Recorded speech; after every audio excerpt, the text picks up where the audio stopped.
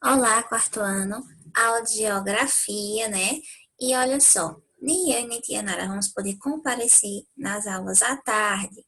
Então, vocês vão fazer a atividade sozinhos, ler com atenção. Caso não entendam, peçam a ajuda dos pais, tá? Para não ficar com nenhuma dúvida. E nas aulas seguintes a gente vai tirar qualquer dúvida que ficou nesses assuntos, tá? Então, por isso que teve essa troca, ok? Então, olha só. Lembra que tia falou desse livrinho aqui, Oficinas de Negócio? Pois é, iremos utilizar ele aí. Então, vocês vão ler a página 6 e 7 e 8 também, ao finalzinho da história de João Henrique, que é um pescador. Muito legal essa história, vocês têm que ler, vocês precisam ler.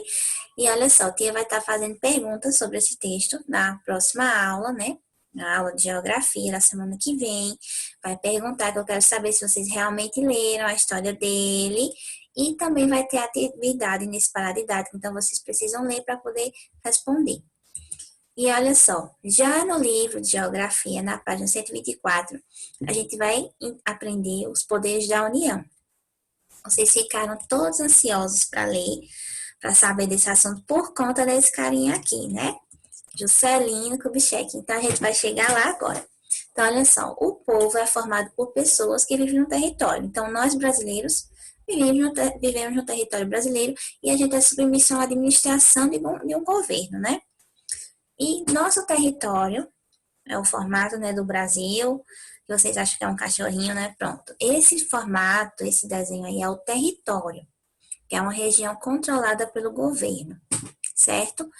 Um governo soberano é aquele que tem autonomia, competência e responsabilidades próprias, ou seja, cada governo tem a soberania do seu país. Nenhum outro país pode interferir nas competências dele, ok? Outra coisa muito importante é a Constituição Federal. A Constituição Federal é um livrinho que tem várias regras, várias leis e a gente tem que seguir. Então, no segundo artigo, vamos dizer assim, a segunda lei, diz que assim, são poderes da União independentes e harmônicos entre si. Legislativo, executivo e judiciário, ou seja, nosso país tem três poderes, certo? Só que eles são independentes. O que é isso, tia? Ninguém manda em ninguém. Eles formam a força, por isso que diz união. Eles são unidos e ninguém é melhor que ninguém aqui, certo? Tem o legislativo, que elabora as leis, o executivo, que vai executar, que vai construir as obras, que vai estar lá operando, trabalhando com o povo, e o judiciário é onde está os juízes e a Suprema Corte, certo? Esses poderes devem ser constantemente fiscalizados e avaliados pelas autoridades competentes para garantir seu funcionamento harmônico. Então, é por isso que no nosso Brasil tem essa corrupção enorme, porque na parte do executivo e do legislativo e até mesmo do judiciário, há muita irregularidade e as pessoas não fiscalizam.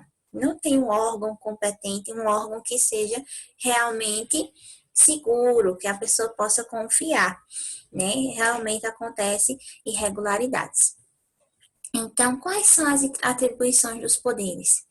O poder executivo, legislativo e o federal. Tia já explicou, né? Assim por alto, então vocês têm que dar uma lida aqui para saber cada uma das atribuições, certo? Leiam com atenção. E agora a parte da hierarquia. O que é hierarquia? Hierarquia é uma ordem de elementos de acordo com o seu valor.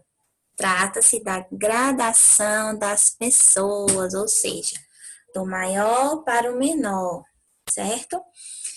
O Brasil é uma república federativa presidencialista.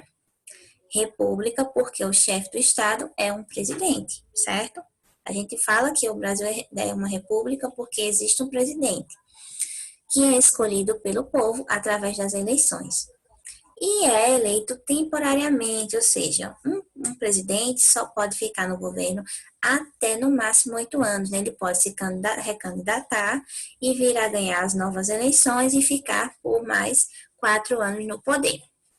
Então, federativa, porque cada estado é dotado de autonomia política, sendo o chefe do governo denominado governador. Então, cada estado, os 26 estados do Brasil, tem um governador e o Distrito Federal também, certo? E por isso que a gente fala República Federativa do Brasil. Por quê?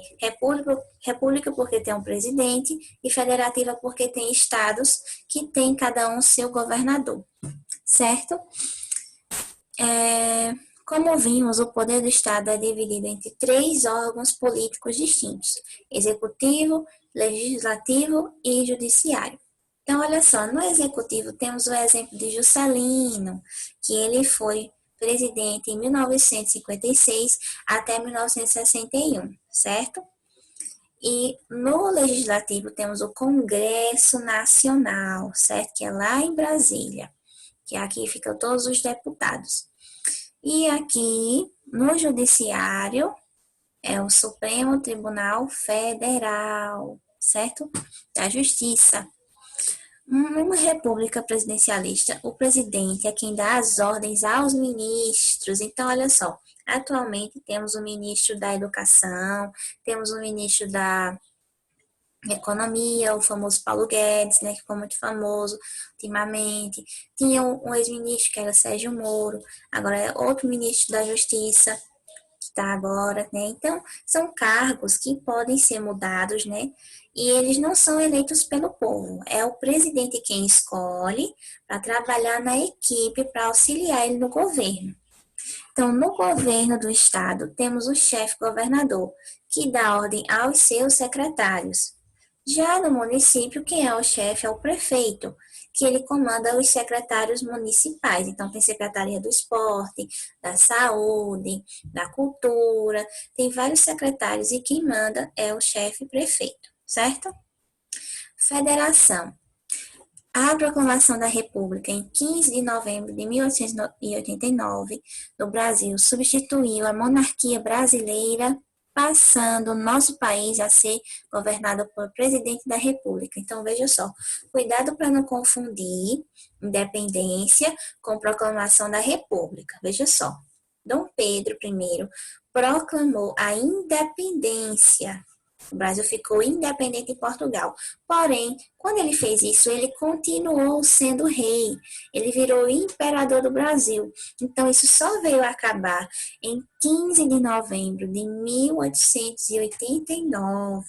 Ele passou uns anos governando o Brasil como um imperador, certo? Então, depois que proclamaram a República, foi substituído da monarquia para a república através de eleições diretas com mandato definido pela Constituição de 1891. Então, olha só, a atual Constituição, a gente tem uma Constituição mais atual, mas a primeira foi em 1891, por um período atualmente de 4 anos.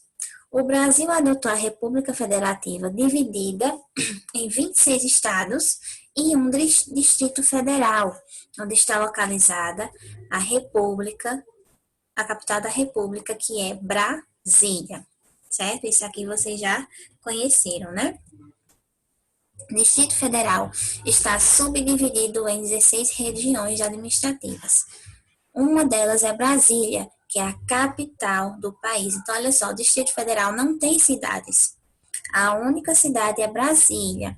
Nela encontra-se a sede do governo federal, com poderes do executivo, legislativo e judiciário. Então, Brasília não tem prefeito, certo? Porque ela está numa região que é federal, ela não é estadual, certo? O governo federalista é a união dos estados como um estado federal, cada um conservando sua autonomia e governando de forma democrática. Então, temos aqui algumas características de um Estado federado. A base jurídica de um Estado federado é a Constituição, e só o Estado federal tem soberania.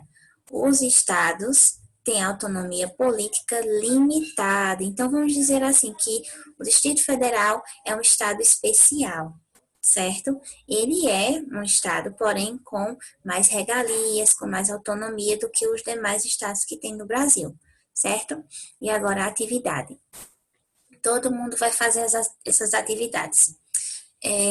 O livro vai ser a página 130 e 131, e no paradidático vai ser 9 até 11, tá certo? E tia Machado vai colocar as correções. Tchau!